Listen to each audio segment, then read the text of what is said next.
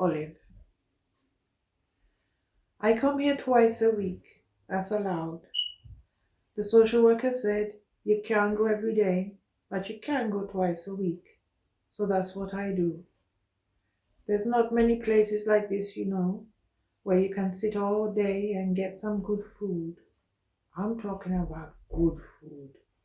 Food from home, dasheen, little salt fish, sometimes a good spicy broth. My grandmother's food.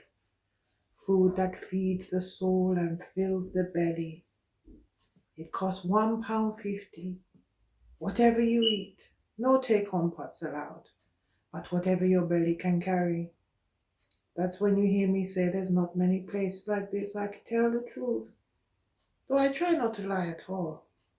Tell the truth, shame the devil, my grandmother used to say, and I try to shame that old rogue every day. I used to live near here when I first came from home, down the Effort Road, just off the front line. You know the front line, don't you? I came to meet the miserable bastard who had come to the yard the year before and filled up everyone's damn fool head with promises and plans. He told me he had a house and a pretty car, that in London everybody had new clothes every week, and me and him would have big people's sons who would be doctors. He even said he would send money to my father to work his small piece of land. My daddy's eyes were big, as wide as he would lean in to light the suitor's cigarette. Benson and Hedges. He did look one fine man back then. He had a smart suit, brown with big turn-ups at the bottom of his trouser legs, matching trilby hat, and the pointiest, shiniest shoes you ever saw.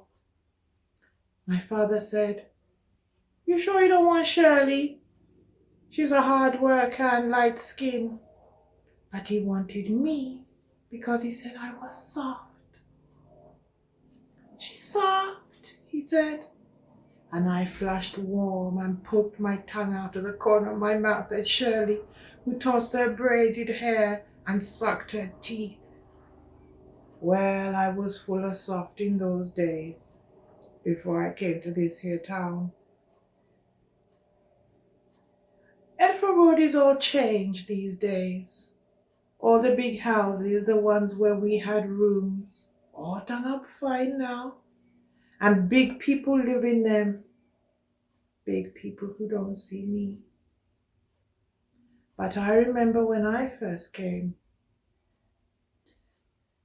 all those houses had 20 or 30 people living in them. Black people mostly.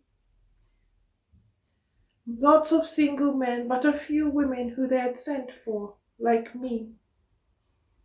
I was a sent-for woman. And we stayed in 2 rooms in one of those houses, number 17. I remember that, because that's how old I was when I moved in. From the day I saw that place and put down me grip, I knew I had married a snake. Even from the dockyard, his face was hard, and he didn't talk, only asked me if I'd bought money or pots. How am I going to carry pots, I thought. And though my daddy had given me $3, I said, no pots, no money. And his face was blacker than I remembered. From that first night, he lay on top of me, putting his thing in me, never saying any kind words or asking, just doing it again and again. And though it hurt, I was already tired of my softness, because sometimes I was just a little grateful for him doing it, as he kept me warm in that room when there was no 2 shillings for the meter, or we had run out of paraffin for the fire.